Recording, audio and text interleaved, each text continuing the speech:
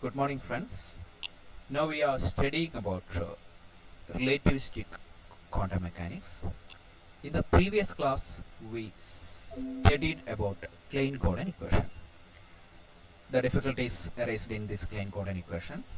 That Klein-Gordon equation, on solving that equation, we will get negative energy. Similarly, we will get negative probability density. And it is difficult to interpret about the negative probability density. And another problem is that one, the Klein-Gordon equation is a second order equation in time and space. If we want to study about the time evolution of a system, it may be better if the differential equation is first order in time. So later, Dirac developed an equation which is first order in time, and it is free from negative probability density.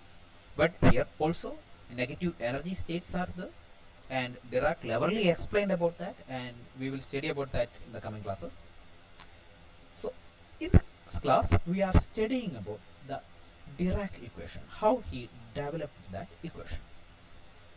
So we can start with the relativistic equation of energy, that is equal to E square equal to P square C square plus M square C raised to 4. You know what is P, that is momentum. You know what is mc square, that is rest mass energy. So I can write energy E as the square root of the right hand side, that is equal to square root of P square C square plus M square C raised to 4 all raised to half. And I am trying to write it in operator form. So I can write it in operator form like that. The energy operator, you know, that is equal to IH cut tau by dou t. So I can write this like this, and we know the momentum operator also. So I can write the equation like this: IH cut dou psi by dou t equal to minus h cut square c square del square plus m square c raised to 4 all raised to half psi. But here in the right hand side, we know that we are taking the square root of an operator, isn't it? Mathematically, it is difficult to find the square root of an operator. So later, Dirac boldly proposed that this c square p square plus m square c raised to 4, and he proposed that is equal to c into alpha x px plus alpha y py plus alpha z pz plus beta mc square whole square. So he write c square p square plus m square c raised to 4 like that. Then from there he developed a first order differential equation, and later he tried to find what is this alpha x, alpha y, alpha z and beta. So in this class, what we are going to do is, from this Dirac assumption or from this Dirac proposition, we are writing an equation which will be Dirac equation. Then we are trying to find the properties of this alpha x, alpha y and alpha z and beta. Okay. We know the left hand side of this equation, that is c square p square plus m square c raised to 4. From here, if you need, we can take c square outside, then we will get c square into p square plus m square c square. That into c square is common for this 2 times. P square, you know, that is the square of momentum, and if you know the rectangular component of momentum, that is x component, suppose we are going to write it as px, and y component as py, and z component as pz, then this p square, that means p dot p, can be written as px square plus py square plus pz square. Am I right? So I am writing the left hand side of this equation like that, that is c square, that is common to this time and this time. So c square we are taking outside, then we will get that is equal to px square plus py square plus pz square plus m square c square. Nice. Then we are going to the right hand side. In this right hand side also, the c is common in this time and in this time. So I can take c outside. So the remaining will be beta mc here, isn't it? So I can write c square, c into c, that is c square outside, then alpha x px plus alpha y py plus alpha z pz plus beta mc into alpha x px plus alpha y py plus alpha z pz plus beta mc. So that is the condition here. That means Sorry for that. We are writing this equation like that. Into square means this one into this one. We are writing like that. That's only.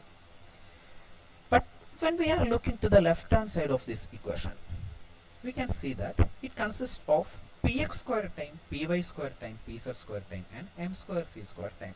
But it is not consisting of any cross times. Cross times means px into pyo, py into pzo, or py into mc, something like that. Those times are not here. So from that one, we can develop the conditions of alphas and beta. So here, with px square, the coefficient is c square, isn't it? So here, if you are thinking about the px square time, here a time is there, alpha x px, and here also the time alpha x px is there. And if you are multiplying these two, we will get alpha x square px square. Then c square is also here. So c square alpha x square px square. That is the px square time in the right hand side of this equation. C square px square is the px square time in the left hand side of this equation. So that means this alpha x square must be 1. Then only this left hand side of this equation and right hand side of this equation will be valid, isn't it? That will be equal. Similarly, if we are thinking about this py time, we know alpha by py into alpha by py, that is alpha y square py square. And here c square is also there, so c square alpha y square py square. So here that is c square py square. So the alpha y square must be 0. Similarly, alpha z square must be, alpha y square must be 1. That means alpha x square must be 1, because here in the left hand side the term with px square is c square, in the right hand side the term with px square is c square alpha x square. So alpha x square must be 1. Similarly, alpha y square must be 1, alpha z square must be 1, and beta square must be 1. Then we are thinking about the cross terms. There is no any term that is px square into py square here, isn't it? Otherwise, there is no any term px py here. In the left hand side, there is no any cross term, that is px py term is not there. But in the right hand side, if you are thinking, suppose I am going to take the first term of this and second term of this. That means alpha x px into alpha by py. So there is a px py term here. Similarly, if I am taking alpha by py into alpha x px, then also there will be a px py term. That is alpha x alpha y plus alpha y alpha x px py. That is the px py term in the right hand side.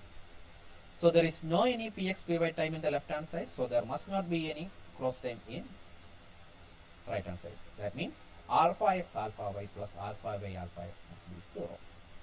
Similarly, there must not be any cross term px py. Similarly, there must not be any cross term of py pz and px pz. That means alpha y alpha z plus alpha z alpha y must be 0. Alpha x alpha z plus alpha z alpha x must be 0. Okay. And there is no any cross term of mc and px, isn't it? In the left hand side, only c square mc square c square term is there. But if you are looking to right hand side, you know that alpha x px into beta mc. What is that? That is equal to alpha x b into px mc. Similarly, b mc into alpha x px. What is that? B into alpha x px mc, isn't it? That means there must not be any cross term of px and mc in the right hand side. Then only left hand side of the equation will be equal to the right hand side of this equation. So I can write that alpha x beta plus beta x alpha x must be 0. Similarly, alpha by beta plus beta alpha y must be 0. Beta alpha z plus alpha z beta must be 0. So these are the conditions that must be satisfied with alpha x, alpha y, alpha z and beta. So if these conditions are satisfying, then only we can write the equation c square p square plus m square c raised to 4 like this. So we can think what is this alpha x, alpha y, alpha z and beta. If these conditions need to be satisfied, then we can say that the alphas and betas should not be numbers. ഇതൊരു numbers ആയിരുന്നു എന്നുണ്ടെങ്കിൽ ഇത് ഒരു number ഏതെങ്കിലും number ആയിരുന്നു ഏതെങ്കിലും real number ആയിരുന്നു എന്നുണ്ടെങ്കിൽ ഈ രണ്ട് കണ്ടീഷനും കൂടി ഒരിക്കലും നമുക്ക് സാറ്റിസ്ഫൈ ചെയ്യാൻ പറ്റില്ല. So for that, these alphas and betas must be matrices. And these matrices are named as Dirac matrices. So alpha x, alpha y, alpha z and beta must be matrices if these conditions need to be satisfied, and these matrices are named as Dirac matrices. and we can study about Dirac matrices, the more about the properties of Dirac matrices in the next class. But firstly, we can go to Dirac equation. We hadn't derived that Dirac equation up to now. We have the relativistic equation, E is equal to square root of p square c square plus m square c raised to 4. So here we can write that p square c square plus m square c raised to 4 as c into alpha x px plus alpha y py plus alpha z pz plus beta mc square. So this equation E can be written as, that is p square c square plus m square c raised to 4 can be written as c alpha x px plus alpha y py plus alpha z pz plus beta mc square all square. So the square root of that means c alpha x px plus alpha y py plus alpha z pz plus beta mc square. So I can write the energy of this equation in this way, that is equal to c alpha x px plus alpha y py plus alpha z pz plus beta mc square. So from here we can write what is the Hamiltonian. So this alpha x px plus alpha y py plus alpha z pz, I can write that is equal to alpha dot px, isn't it? Alpha dot p നമുക്ക് എഴുതാം. അതായത് alpha x into px plus alpha y into py plus alpha z into pz എന്ന് പറയുന്നത് നമുക്ക് alpha dot p എന്ന് പറയാം. അതായത് ഒരു സ്കാലാർ പ്രൊഡക്റ്റ് എന്ന് വെച്ചാൽ നിങ്ങൾക്ക് അറിയാം, scalar product of a dot b will be x bx plus ay by plus lz bz. So I can write the this one like this. So I can write the Hamiltonian as c into alpha dot p plus beta mc square. So I am writing that equation, or I am writing the equation, that is the equation number 2 like this, that is Hamiltonian, that is I h cut dou psi by dou t equal to Hamiltonian operator into psi. That is the equation with us, isn't it? So here the Hamiltonian is equal to alpha dot p, and we know what is the alpha dot p, that is equal to alpha x px plus alpha y py plus alpha z pz, and we know what is the operator for momentum px, that is equal to minus I h cut dou by dou x, and we know the operator of py, that is equal to minus I h cut dou by dou y. Similarly, we know what is the operator of pz, that is equal to minus I h cut dou by dou z. Then I am writing this equation as that minus I h cut can be taken outside, and c is here, so c is also here. So I can write it is equal to minus I h cut dou psi by dou t is equal to minus I c h cut alpha x dou by dou x plus alpha y dou by dou y plus alpha z dou by dou z of psi plus beta mc square psi times 0. So we can write the equation like this, isn't it? So it is a first order differential equation time, and this is named as Dirac equation. And here alpha x dou by dou x plus alpha y dou by dou y plus alpha z dou by dou z എന്നുള്ളതിനെ നമുക്ക് വേണമെങ്കിൽ alpha dot p എന്ന് എഴുതിയതുപോലെ we can write it is equal to alpha dot del psi എന്ന് നമുക്ക് എഴുതാം, isn't it? So I can write this one like this. We can write that I dou by dou x plus j dou by dou y plus k dou by dou z, or alpha x dou by dou x plus alpha y dou by dou y plus alpha z dou by dou z as alpha dot del psi. So I can write this equation as minus I h cut alpha dot del psi plus beta mc square psi. So it is named as Dirac equation.